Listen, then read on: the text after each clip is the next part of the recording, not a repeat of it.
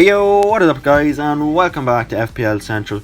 In today's video we've got 5 defender picks you need for at least the first 3 game weeks of FPL. So let's get right into it.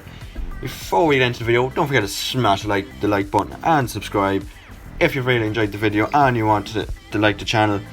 And don't forget to smash the notification bell so you get notified every time I upload another awesome video. Let's get straight into it. First up we have Macca.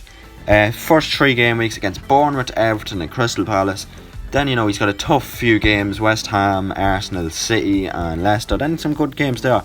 Good spells for Macca, so there is. So he's going to be in my team definitely, I believe, I would say for the first 3 game weeks at least. Then I will rotate him with another defender, maybe a Brighton defender or maybe someone else in the video. You'll just have to sit and watch.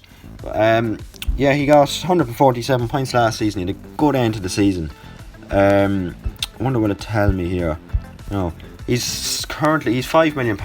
He's priced, which is a bargain because Villa going to be a lot better defensively this season. They brought in Kamara, they brought in Diego Carlos, 2 defensive players there, centre back and CDM. 2 places that they needed to upgrade, and they did it well. So they did. And they're going to be a better unit this season. I believe they'll finish. Well, if you want to know where I believe they'll finish, go and check my early Premier League predictions video. I'll leave it in the description below.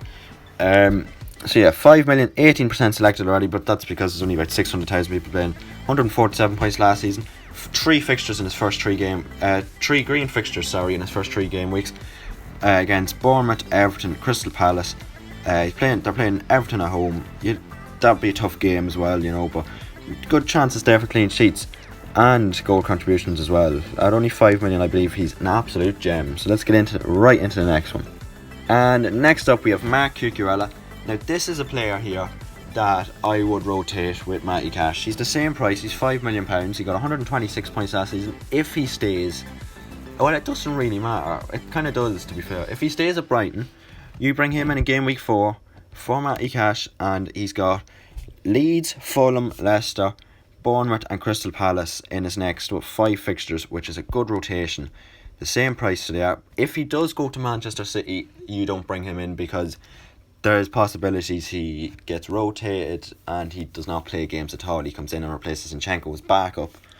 But if he does stay at Brighton, I do think you can use him and Macca in a rotation. They're both £5 million each. Use Macca for the first 3 game weeks. Then you bring in Macca for game weeks 4 through 8. Then you can drop him for the Liverpool game if you want, and then keep him up until game week 12. He's got some very good fixtures other than the Liverpool and Spurs fixtures. Then he's got even better fixtures from 15 to 19 as well, and then from 22 to 29. Brighton have got some good fixture loads this season.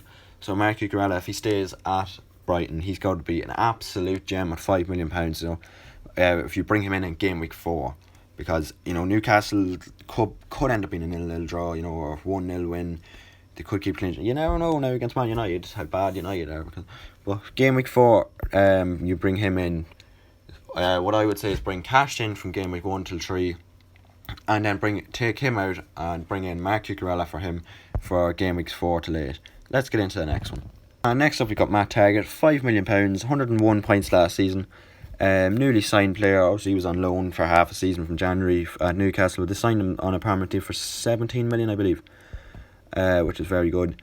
And he's got some good fixtures, In his first 10 game weeks, he only has 2 hard fixtures there, 5, whatever that is, against City and Liverpool. Then he got a tough game against West Ham, but some very good fixtures there. They're playing Nottingham Forest, Brighton, City, Manchester City, Wolves, Liverpool, Crystal Palace, West Ham, Bournemouth, Fulham and Brentford. Some very good fixtures there. So I believe Taggart is a good choice there. He is a risk, obviously, for Man City and Liverpool, but all the rest of them games are very good. And Newcastle, of course, bringing in new signings this season, Sven Botman and stuff, they'll be a lot better defensively. The same as Villa. He's £5 million as well, and he's a very good cheap fullback there for your FPL team. And next up we got Takahiro Tomiyasu.